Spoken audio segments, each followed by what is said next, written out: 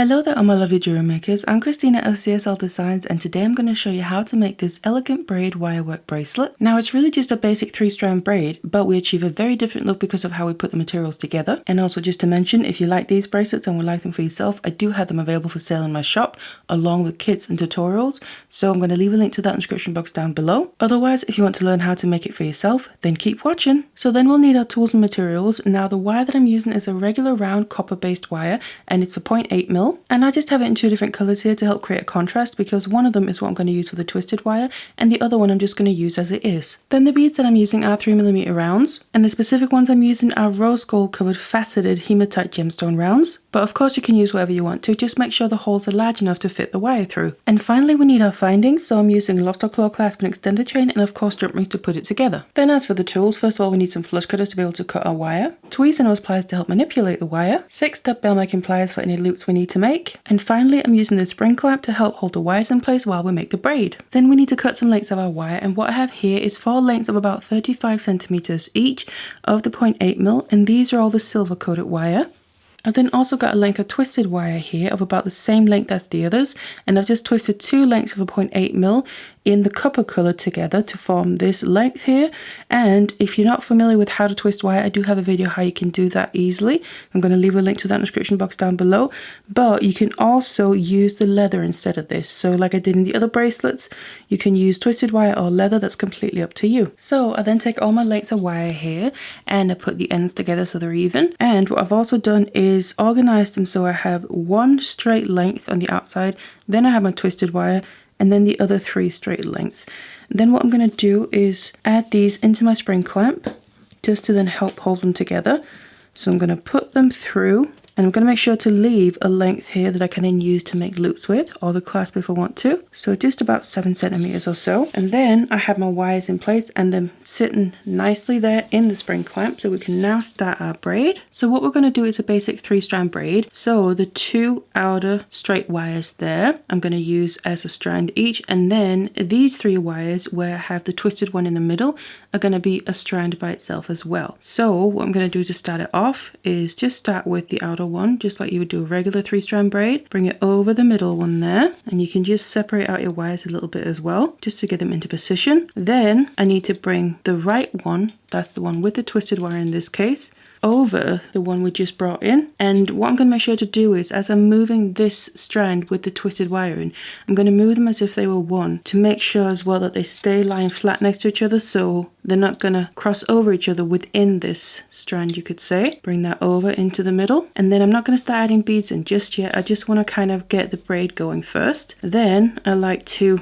just push my wires down a little bit when I then bring over the left one into the middle. There's the new middle one there. And now I'm going to start bringing in my beads as well. So before I make my next movement, the very outer one, the one that I'm going to move next, so the furthest right, I'm just going to get to the end of that, grab a bead, put that onto the length, let the bead drop all the way down there, and then I'm going to bring it over and into the middle, just like the regular 3-strand braid. Now what I also like to do while I move my wires is run it through my hands and fingers, just to smooth it out as I go, because it can get a little bit misshapen from the shape of your fingers and the heat. So just smooth it out as you go to make sure we don't get any unwanted shapes or kinks in the wire. But then I'm going to push this down a little bit as well, so it kind of comes down a bit from the others, and then I like to hold on to the area that I've just braided when I then bring over the next strand, which in this case is the one with the twist in. Bring it in over the other one into the middle to be the new middle one. Make sure we get a nice curve in there. And then moving the next wire here is the furthest right one. So we always move from the side that has 2 lengths. Obviously this group of 3 with the twisted wire counts as 1. But before I move it, I'm just going to grab the end of it and a bead, add a bead onto it, let it drop down like before all the way, and then I'm gonna bring this wire in over the group with the twisted wire in, and then smooth it out. And then basically those beads also act as a bit of a spacer. They fit in there just perfectly, so you don't need to worry about how to shape the wire. The beads are going to basically help do that for you. But next we then need to move the furthest left one, and remember, before we do it we want to just add a bead. So basically every time I move one of the single lengths of wire here, I want to add a bead to it. So add the bead, bead, bring it in over the other one into the middle, smooth it out, and then we need to bring the group of 3 with the twisted wire there in over the middle, which obviously that one we're not adding beads to because that's where the twisted wire is going to be the focal piece in that group there. And then grab a bead, because before we move the furthest left length, we just need to add that bead, let it drop all the way down so it can help us with the spacing, and bring it over and into the middle, and it's going to slot in there just perfectly. So basically it's going to be like we have 2 beads in pairs along the way,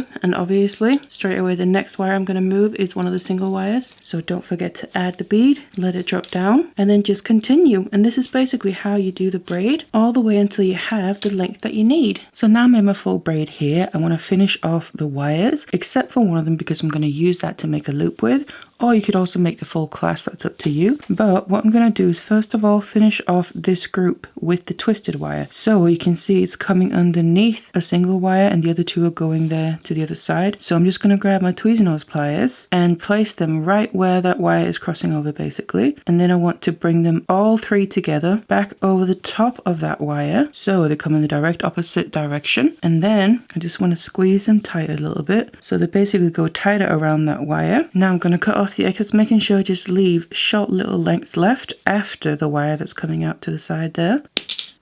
So cut them all off, and then again take your pliers, and then you want to really squeeze these ends downwards so they're not going to be sticking out and away from the bracelet, because we don't want to catch or scratch on the skin or clothes. And put your finger over it to make sure you can't feel the ends, and if you can't then that's fine. Then we just want to get rid of the rest. Now this top one here, the 2 wires that we bent these other ones around, I'm going to just bend straight upwards, so straight away from the piece there. That's the one I'm going to use to make a loop. And this other one here I'm just going to bring over the top of it and literally just wrap it around that base wire a couple of times right at the base there, cut off the excess, and then just squeeze down the end, and then we're left with 1 length that we can then make a loop with. So I'm just going to place my pliers just a little bit above where that wrap is, bend the wire back, grab my 6-step bell making pliers and make a loop here. Just going to use the smallest one, bring it all the way around the pliers to create a full circle, and then I grab onto the circle to make sure it doesn't go out of shape, while I then take the rest of the length and wrap it around that little gap that we left just until we filled it in, and then go in and cut off the excess.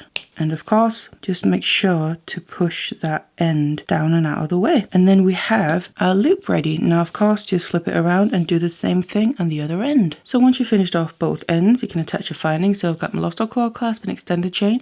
Of course, you can attach whatever finding you want to, but then we need to shape it. So you can either shape it around something that has the size and shape you want it to have, like a bracelet mandrel, or you can just use your hands and fingers. So go into one place and start putting a curve into it. Don't just go in and make a big bend, that'll make it out of shape. But get a gradual curve, more and more, going from side to side, back and forth. And then basically the aim is to get the 2 ends close together so we can obviously use the clasp. And then you have your finished bracelet ready to wear. So I hope you enjoyed the tutorial for this bracelet, whether you're using leather, twisted wire, or even something completely different. Now these bracelets will be available for sale in my shop, and I also sell kits and tutorials there, so you can go and have a look using the link in the description box down below. And while you're there, you can sign up to my newsletter so you don't miss any future updates. Otherwise, I really hope you enjoyed this tutorial. Thank you so much for watching it, and I'll see you in the next one.